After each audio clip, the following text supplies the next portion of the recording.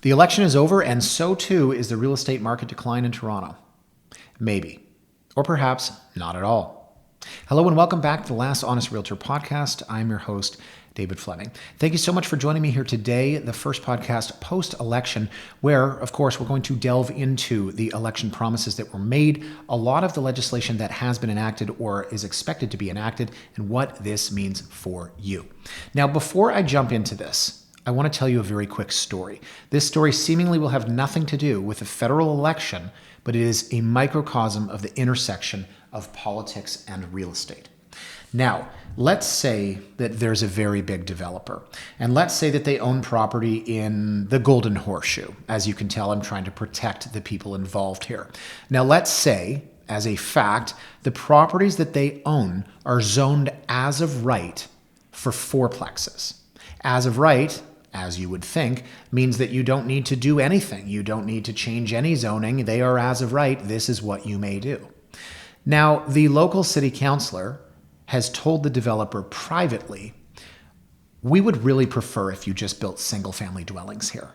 Now, whether or not the developer was going to build fourplexes doesn't matter. But say they wanted to build towns. Say they wanted to build semis. Why is the city councilor telling them, we would prefer for you to build singles? Because that's what the constituents want.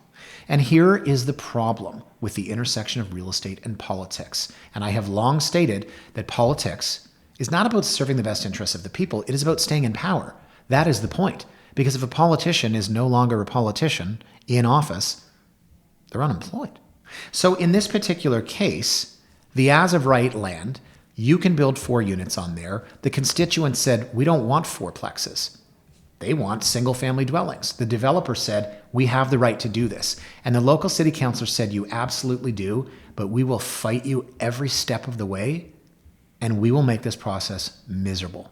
Now, why would a city councilor do that? Well, it's about self-preservation, right? That's my cynical side, saying that that's what politics is about. And here you see a situation where, and this city councilor said, publicly, I will support it.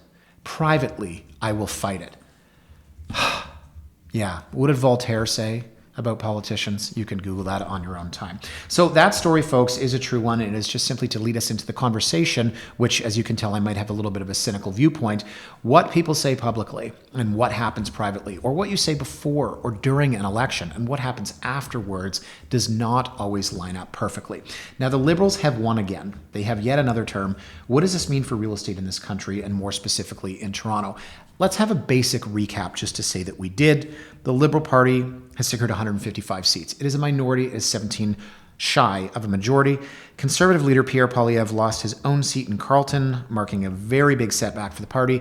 And I will say that as far as politics goes, it is dirty.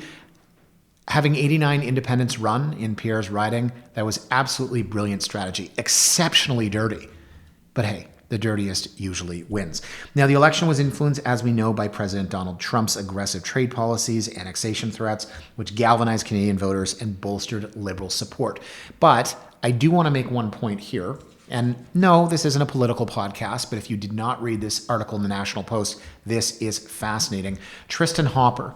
First reading, if this had been any other election, Poilievre would have been prime minister. Folks, listen to this. This is fascinating. Conservative leader Pierre Poilievre captured 41.4% of the vote. This has never been equaled by any of the 7 prior elections contested since the party's 2003 founding. Now, what does this mean?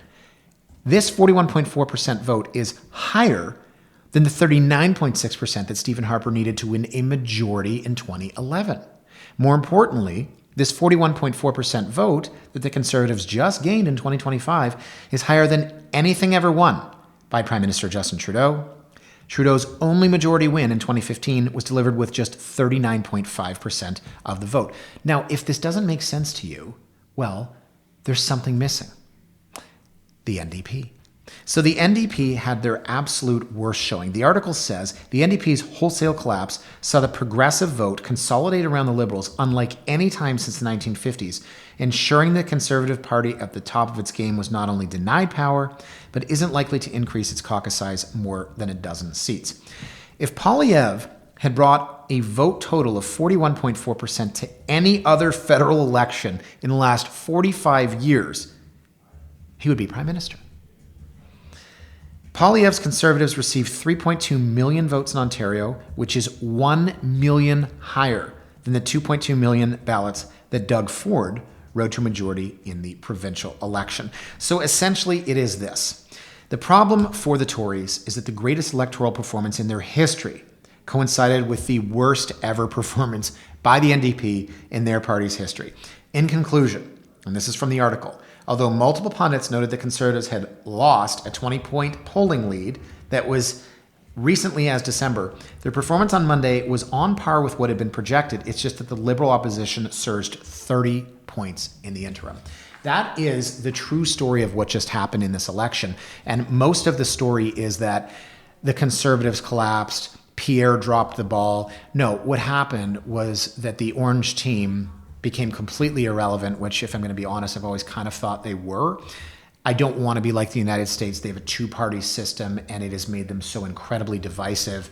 But here we are in Canada, where basically orange went red, and that made all the difference. Now, I can tell you this, and I debated whether to have this conversation with you, the viewer, knowing that half the country voted for the Liberals. I don't want to alienate the viewers and say, listen, I voted Conservative.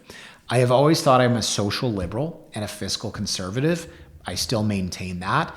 I did not enjoy the last 10 years from an economic standpoint. I did not think the government did a good job, but I'm Canadian. I have a maple leaf tattooed on my back. I am eager to move forward. No, I don't love Mark Carney. No, I don't love the Liberals, but I want to know what is in store for this country. Let's move forward. That was such a divisive election, and to be honest, I'm still not happy about it. I do not like the party that is in power, but I am ready to move forward, and I hope everybody else in this country is as well. So having said that, guys, one of the things I want to talk about is a CBC article that was about removing GST off of new home sales. And so I can tell you that, having just said, open publicly, and not everyone wants to opine about politics, no, I don't love the party in power. I think that over the last few years, there were so many mistakes made just from an economic standpoint by that government that when we see Mark Carney come in and everybody's touting his business acumen, everyone's talking about, he was the governor of the Bank of England. And of course, Liz Truss doesn't like him, but she had the shortest tenure in the history of anybody in England. So what we want to know is, what, among other things that has already been discussed or announced by Justin Trudeau, is Mark Carney going to do? And so again, not to make this too political, and part of the reason why I'm really not enthused by the Liberal Party in general over the last 10 years is because, and I know all politicians lie, that's just what they do. Poilievre is no different, even though he had my support. Mark Carney supported all the climate change initiatives that have now been walked back. Mark Carney supported the increase in capital gains tax, which has now been walked back. So when you have a party and you have Chrystia Freeland and you have Mark Carney, who both say, here are our bright ideas, and then once they get into a political race, they walk them all back, it's very, very difficult to trust or listen to all of the things that have been said up to this point. And again, as I said, all politicians lie. It is part of what they do. But this article in the CBC I found very interesting. Now, this goes to before the election. I wrote about this in my blog, and it's a very simple conversation, which I want to have today just as an example of how one small idea can have a monumental impact on the real estate market. Now, this was in the CBC, and it was called Removing GST Off of New Home Sales. So Mark Carney and Pierre Poilievre both promised to eliminate the 5% GST off the purchase of some new homes, but the promises differ. The Liberal proposal is limited to homes under $1 million and for first-time buyers only. The Conservative proposal would cover a wider range of purchases, all new homes under $1.3 million, regardless of the buyer. So again, elections are all about promising. I have often maintained that you are basically buying people's votes. And I'll go off on a tangent here because why not? There's this school of thought that free means that you don't pay for it. Free is not a real thing. If you take $1 of revenue and put it up against $1 of expenditures, okay, we have an equilibrium. Now, if you have a party that says we're going to have free dental and free daycare and free this and free that, it's not actually free. You have to pay for it somehow, either through a big budget deficit or more taxation. And so when you have political parties that are saying everything's going to be free, I just say, guys, come on, what are we really doing here? So when I look at these proposals, and I say that Pierre is saying all new homes priced under $1.3 million, regardless of the buyer, will be exempt from the GST. And Mark Carney is saying, no, it's only going to be first-time buyers. And it's only going to be under $1 million. The first thing I think of is, what are you going to do to replace that revenue? So take something as simple as Doug Ford saying, hey, I'm going to eliminate the little sticker that you pay for, the vehicle registration, and it's going to put $250 into your pocket. Okay, great.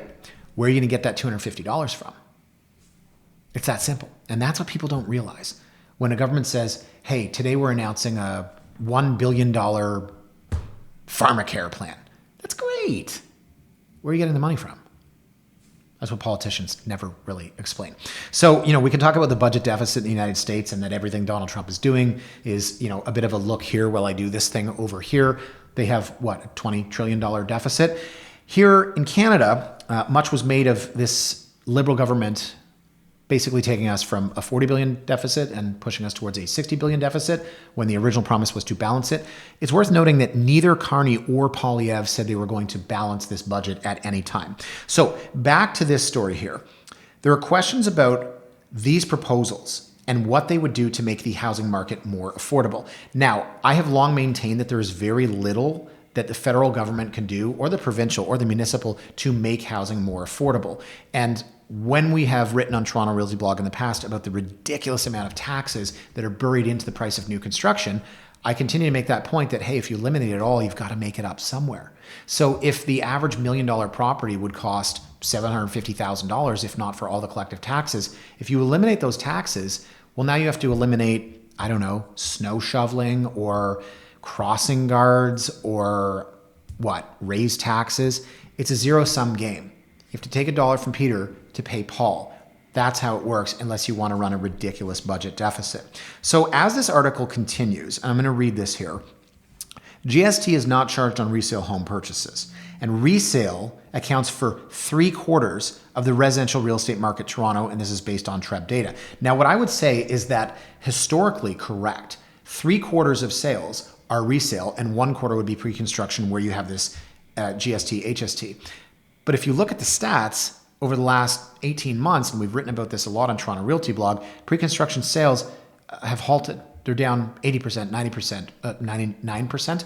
So as both of these politicians are making this promise, I'm going to make housing more affordable, I'm going to eliminate the GST, we have to look at this and say, okay, but if a tree falls in the woods and no one's around to hear it, does it make a sound? If pre-construction is down 90%, then who are you really helping? Not only that, if you're only doing it for first-time buyers, then, what if on the other side of it, it's for all buyers? Are we talking about investors? Because who buys pre-construction? And I'm going to come back to that because the people interviewed in this do as well. Now, Steve Pomeroy, a professor at the Canadian Housing Evidence Collaborative at McMaster, where I went, says the GST cuts will help stimulate some new home construction, but says that the Liberal and Conservative claims the move would save new homebuyers $50,000 or $65,000 off their purchases are not accurate. He says, quote, it's a good 10-second political soundbite. The reality is it's not going to have that big an effect, which I, of course, agree with. He says that's because developers build the sales tax into the market price of a new home. He says you negotiate with the builder for a price, and let's say you agree to $700,000, which would be a relatively modest condo in Toronto. You don't actually add the tax on top of that. It's absorbed into the price because that's the price you've negotiated. Now, I wrote on my blog last week that if you take $1 million property and HST is buried in and it would be $885 without it, on the flip side, if you posted something for $885 and then you walked up to the proverbial cash register and said, I'm going to pay 13%, now it's $1 million, I think that would drastically affect sales. We can all walk up and buy a Gatorade for $1.99 and then pay $2.26 or whatever it is, 13% of that. Sorry, that's actually a lot more. But I was quoting the blog that I wrote the other day when I said you take something, that's $1 and now it's $1.13, okay? That's fine. But when you do it on $1 million, that's really heavy. Now, that is why developers have always buried HST in the price. Now, John Passalis, as we know from Realosophy, has said, how do we make it more affordable for the next generation to own? He says, I tend to think a policy that gives a tax benefit to first-time buyers, younger families, rather than people who are using homes as an investment is a way to get that down the road. The Liberals, the Conservatives, the NDP have all set up targets upping the pace of new home construction in Canada, which only totaled 245,000 last year. Now, the Liberal Party double the current pace of construction to 500,000 new homes per year in a decade. The Conservative Party, a 15% increase in the number of new homes built each year, which would double the current pace in 5 years. The NDP, 3 million homes built over the next 5 years. This is all absolute nonsense. Don't you just picture Austin Powers, 1 billion homes? No offense, okay? Do you think Jagmeet Singh has any plan on how to build 3 million homes over the next 5 years? These guys are basically just playing poker and saying, I'll raise you, I raise you. There's no plan. And if you were to boil it down to how many homes has to be built per minute, it's ludicrous. So back to this idea of the HST, and connect all the dots here, because as I'm explaining this, I'm having so many thoughts and trying to veer off with different examples. But Mr. Passalis and Mr. Pomeroy are absolutely positively correct. Here's how this looks. First, who primarily buys pre-construction? Investors. So if you're going to eliminate the GST on pre-construction, you are helping investors. Now, pre-construction is down 90%. It won't always be like that. But right now, if you're saying we're going to make housing more affordable by eliminating GST portion of HST on new construction, how many people are you really helping? So you put this all together and then you say, well, is it first-time buyers or is it all buyers? And you take what John Passalis said, and it makes perfect sense. If you actually want to help the next generation, then you've got to do more than just give a soundbite. And that is exactly what Carney and Poilievre did. I don't know if they put a lot of thought into that. I don't know what their advisors were telling them, but the HST portion on new construction is not going to move the needle. Now, if this was in 2022, when the market was ripping, yes, back then, 1/4 of all sales were in fact pre-construction. Okay, so you're helping 1/4 of all home buyers, but most of them are investors. So I wrote on my blog last week that if you really want to help the next generation, you want to help first-time buyers, look at the ridiculous amount of land transfer tax that people pay. And I use the example on my blog. If you're buying for $1.2 million in Toronto, which is about an average property, you're paying $40,000 in land transfer tax to the municipality and to the province. Now, if you were to buy a property and there's HST buried into it, you're amortizing that. You don't know the difference. But when you're paying $40,000 in land transfer tax, that forms money up front. You are taking that from your down payment, and that is in part what makes it so much less affordable. So as I wrote on my blog throughout last year, there was a report that said 35.6% of the price of a new piece of real estate is made up of taxes. We have so many taxes. I mentioned the land transfer tax. That is provincial and that is municipal. We have development levies and charges and fees like crazy through the municipalities. And while someone roasted me on my blog, I wouldn't say roasted because I don't care, some random blog reader in their mother's basement said something about, of course developers should be paying for this. They're building the infrastructure. They're using the roads. Of course they should pay for it. What this person is missing is what I always say. Look past, play chess, not checkers. The developer's paying for it means that the buyer pays for it. They just pass the cost along. Unless, as this person would describe, I don't know, the government just takes control of everything, which will probably be the case in 15 years after another 3 terms of a Liberal government. We will all work for the government. That is probably where this country's headed. I'm kidding a little, sort of, maybe. But point is, this gentleman that posted on the blog saying, hey, developers should pay for it. Of course they should. It is passed along to the buyer. Look one step further. And that is what I am saying when you consider what Carney and Poilievre are talking about, reducing the HST, GST portion of that. And in the end of the day, you're just helping speculators because that is who buys pre-construction. So with every promise comes a great soundbite. And from there, we've got to take the next step and look. And as this article continues, and I'm sorry to just roast this, but it's so insane, these promises of building all these houses, the government's not in the business of building houses. And Carney went on and he talked about we need to get building homes again. And I was downtown on the weekend with my family and, stuck on a pole was some website about how we need to build more not-for-profit and more co-ops, and it should be like 1950. A lot's changed since 1950, and you can't just sort of expect the government to just start doing what they did 80 years ago again, post-World War II. And yet that is what a lot of what Carney was promising sounded like to me. So continue with this article.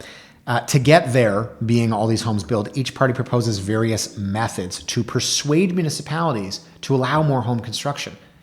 Persuade municipalities. Yes, so much of the roadblock is at the municipal level. Now, I gave you that example at the onset for a reason. The developer basically being threatened by a city councilor who says, my constituents don't want fourplexes. We are going to fight you, build single townhomes. And I go back to my cynical side that says politics is about staying in power. That is absolutely what you have to do. Look in the United States where someone that makes $300,000 a year puts together a super PAC funded with $55 million. That's what it's about. So the Liberal Party campaign document talked about building on the success of the federal government's existing Housing Accelerator Fund launched in 2023. Building on the success. Was that successful? No, it wasn't.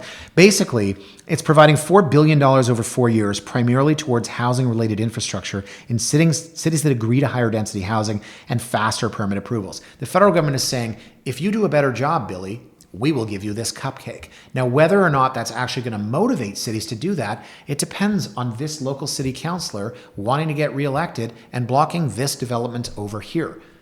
Politics is about staying in power. There is no grand plan. When you are in power for 4 years, it's very hard to plan something that's 30 years down the line. Now, continuing here, the NDP, I don't know why we're having this conversation, their housing plan, it's kind of like the Green Party's plan. Like the Green Party, I know you vote Green Party, like plastic straws. Yeah, you're doing your part. I mean, there's 100 billion pounds of plastic waste from all the lawn signs all over Canada. But I'm glad you're not using that plastic straw. Now, the Green Party, for them to have a plan, I don't know. You're not going to form a government. But the NDP, for what it's worth, hey, okay, their housing plan proposed to double the size of the accelerator fund to $8 billion. Okay. You know what? Why not triple? I got an idea. 6-minute abs. It's faster than 7-minute abs. Yes. Why not just double it to $8 billion? Why not triple it to $12 billion? The NDP said they're going to double the size of the accelerator fund. They're just going to take that from somewhere over 4 years and make it permanent and rename it the Canadian Homes Transfer. God, that's sexy.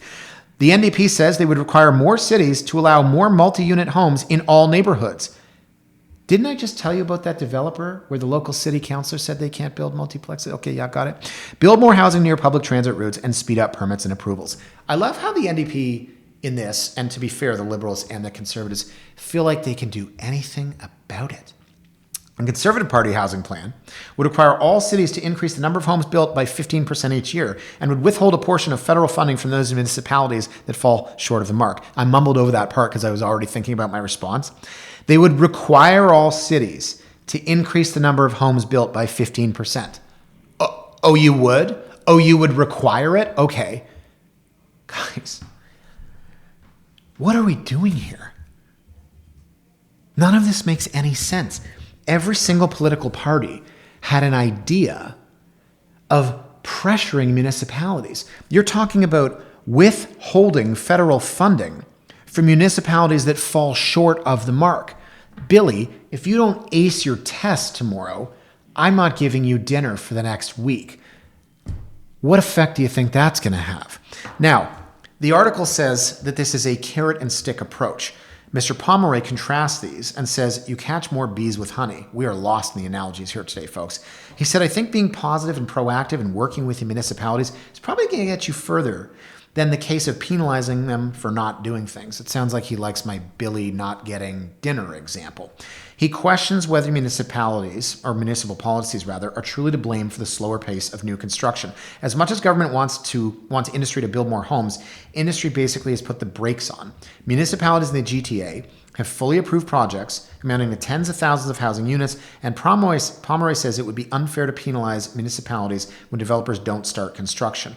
The builders are choosing not to proceed with those developments because the market circumstances have changed. So again, here comes the issue where, the kid that didn't go to school for economics or just doesn't care, right? The same one that doesn't want to drink from a plastic straw, even though every night at Rogers Center, there's 100,000 disposable plastic beer cups.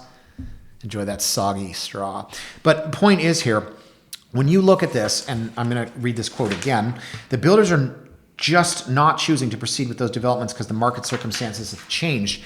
You can't force a developer to build at a loss. It's just not going to work. Okay? The kid with the plastic straw doesn't care, didn't go to school for economics. He does not care. He says you should be forced to build. So when a developer launches a pre-construction project and everybody buys into it and it gets canceled, and I've always complained about this, but I complain about the fact that people act like this can't happen. If the market changes, the price of labor goes up, the price of goods goes up, everything else goes up, that developer's not going to build for a $100 million loss. So how is the federal government going to force municipalities and force developers to build? If a developer owns a piece of land and they rezone it and they're ready to build, and guess what? The world economy collapses, we're going to force that developer to build because there are ideas out there in that school of thought, which I don't want to use left and right, but this idea that if a developer owns a piece of land and it's ready to be built on, they can't just sit on it.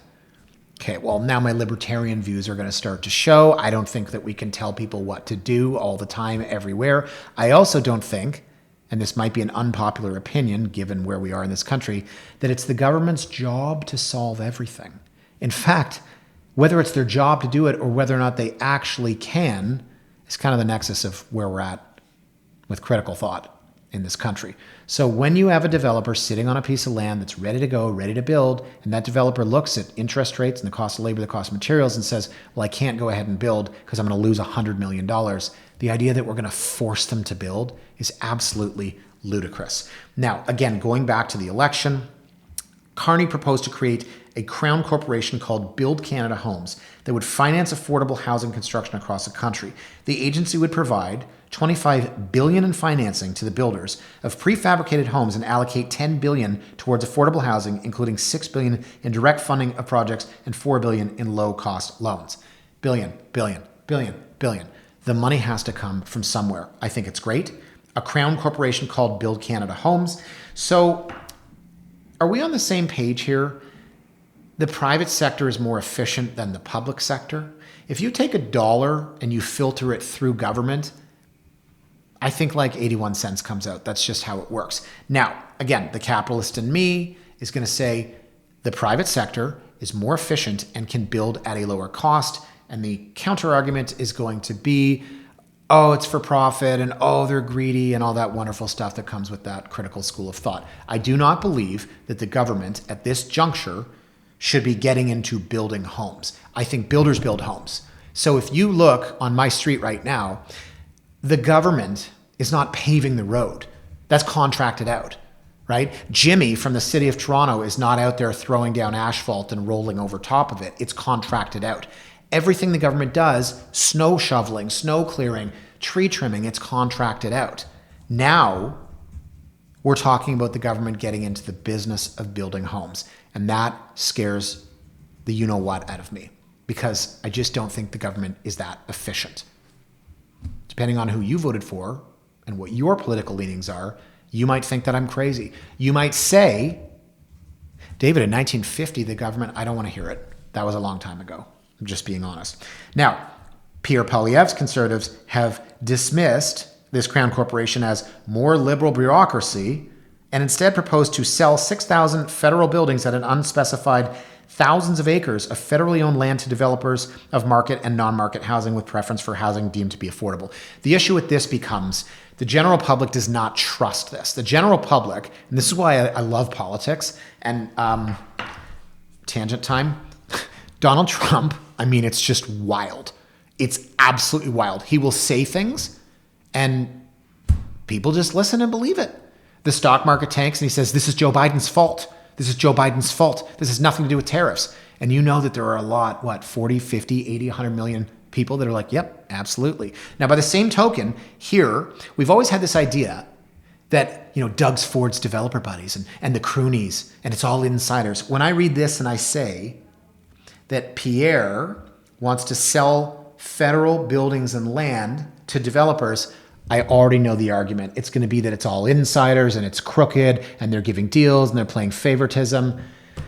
I mean, look, you can think that. I don't blame you. And in fact, I've always gone on record that's saying that I don't believe that anytime a paving contract is awarded at the City of Toronto, like you don't think someone's making money off of that. That's how politics works. So people are not going to like that idea. But then, okay, Jagmeet Singh says, hold my beer.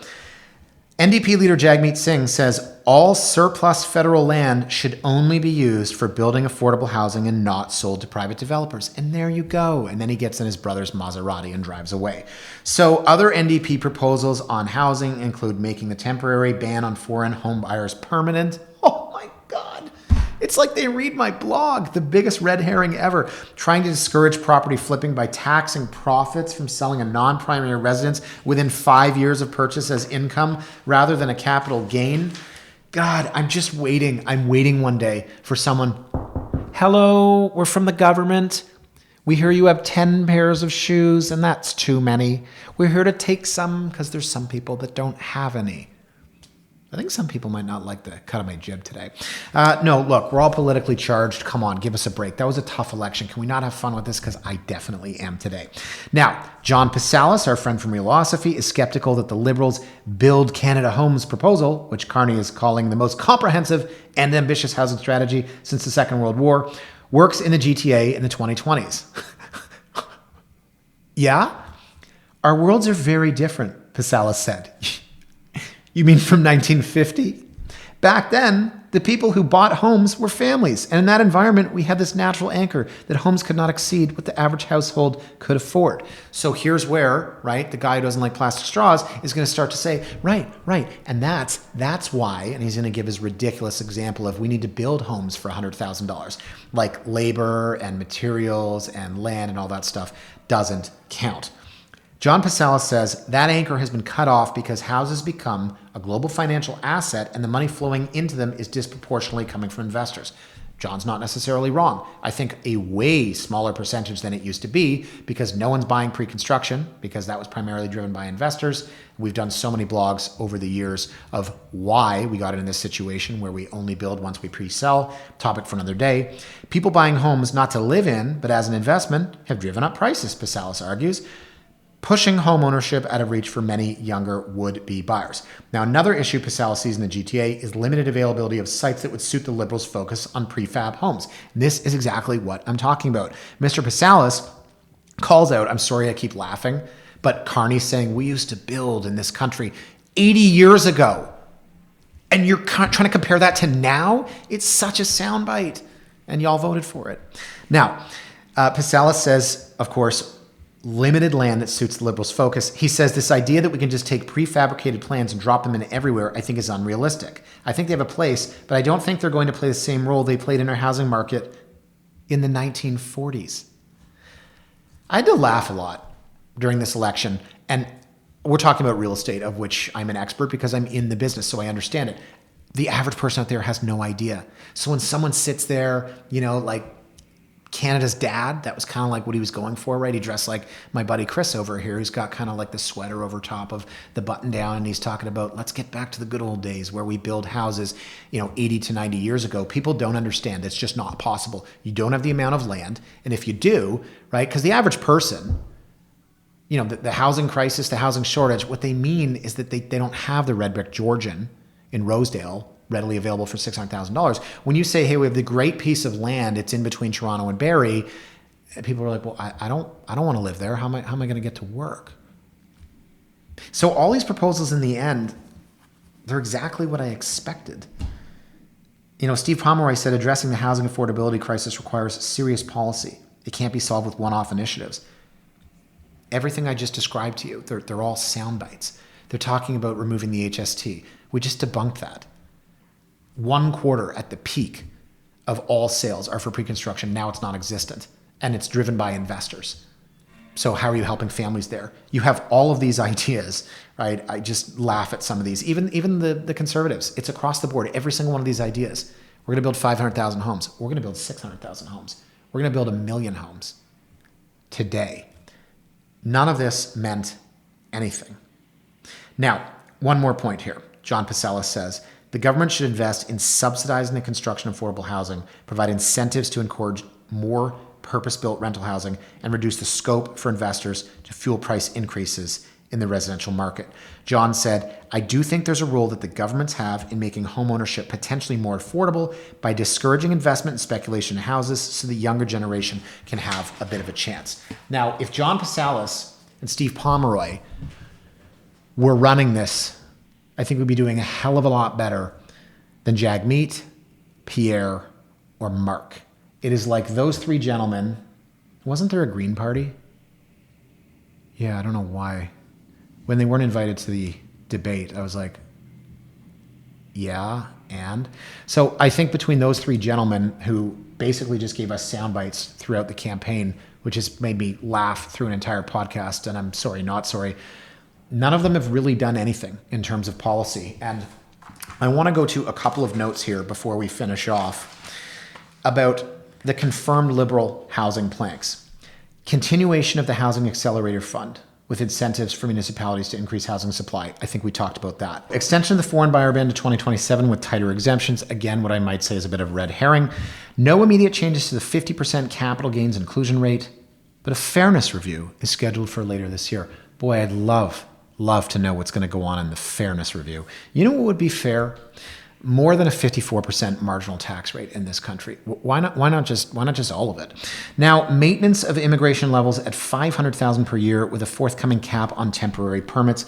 I think what would be really interesting is to know of all of the people that come over temporarily, how many of them stay, because the government doesn't track that. I would also look at the number of students that come over, how many of them actually go to school, because there was a report on that. I wish I had pulled that. Maybe we'll Google that later. And last but not least, initiation of a national flood insurance program funded through the CMHC. So good to know that that is what they're spending their time on. Cynicism, it's the theme today. It's what I'm good at. So some key dates to watch. May 10th, the cabinet sworn in. The housing minister expected to reintroduce the foreign buyer extension bill. To me, this is absolute grandstanding. We look back at 2017 when we started talking about foreign buyers. It has still continued. This idea that we're keeping prices where they are, we're doing it, it's because we've banned foreign buyers. Absolutely ludicrous. And I mentioned earlier that story where I've got two clients that are highly sought after medical professionals, can't come here and buy a home from their family because the speculation taxes are 35% of the purchase price. I do believe that we really need to look at this idea of banning foreign buyers. And when we're not banned and when they are exempted, the municipality and the province are taxing them to death. We're stopping people from coming here who we need to come here. Now, June 12th to 19th is the budget vote week. If passed, there are potential enhancements to the GST, HST rebate for new builds, but that remains to be seen. And to me, that's the first time we're really going to know these promises during the campaign. Are they actually going to come to fruition? July 2nd, the CRA is going to publish rebate regulations. Closings, real estate closings on or after August 1st may qualify for new incentives. July 16th, the Bank of Canada will announce their interest rate decision. 25 basis point cut will probably stimulate midsummer activity, and I think this could lead into a fall, which, well, far be it for me to say, might be busy. August 15th, CMHC announces municipalities receiving Accelerator Fund grants. Anticipate zoning changes in areas like Scarborough Centre, Markham, and Brampton. So I think we beat this horse to death and beyond. The idea of the government using the carrot approach or the stick approach, I just don't know how this is going to play out over the next 4 or 5 years. Early September, Parliament reconvenes. Foreign buyer ban bill moves to the second reading, potentially influencing luxury market activity. Again, remains to be seen just how much activity from the evil foreign buyers there actually is. And last but not least, mid-September, the IRCC will release details for immigration levels for 2026 to 2027, including caps on study and work permits, which is critical information for downtown condo investors. So, folks, if I were to sum this up, and this is going to sound cynical, but it's about as honest as I can be, I would say this. There is very little that the federal government can do to actually make housing more affordable. Sorry, not sorry. And again, you've put up with a lot of laughs and smirks and smiles and cynicism and sarcasm so far today, but I'm coming to you hat in hand and I'm saying that, guys, honest to goodness, The way that real estate is in this country, it is just too big to fail. The overwhelming number of seniors that voted Liberal in the last election tells me this government is not going to take away their wealth. Their wealth is in their homes, their nest eggs. Seniors own homes. And again, part of the next generation is saying that's not fair. You have, you know who, Dr. Paul Kershaw, Generation Squeeze Fairness, that's out there talking about home equity tax and trying to force seniors from their homes. I understand that if a senior paid $100,000 for their house and now it's worth $3 million, that doesn't sound fair. But we also covered the fact that it's not 1940 anymore. It's not 1950. The idea of building post-World War II homes in 2025 doesn't make any sense. Neither does this idea of fairness as it pertains to somebody that all they really did was just buy a house and live in it. So I don't believe that the government can take away that wealth and that nest egg from their biggest voter pool. I also don't believe that the CMHC can allow housing to fail in this country because the CMHC has backstopped all of this. That is on the back of the taxpayers. It is simply too big to fail. Now, you want to put your tinfoil hat on and think conspiracy theory here. The government has conspired to keep real estate prices where they are. No, it's not that. It's that if magically real estate prices across the country drop 50%, the country would implode because the CMHC is backstopping all of the bank's loans. So when I look at ideas like this, it makes absolutely perfect sense. A lot of sound bites. Grant here, eliminate here, motivate here, stimulate here. What's actually going to happen in the next couple of years, in my honest opinion, is a whole lot of the same. We're going to have gridlock at the municipalities because one politician doesn't want fourplexes built in their area because the constituents have said, you're not doing that here.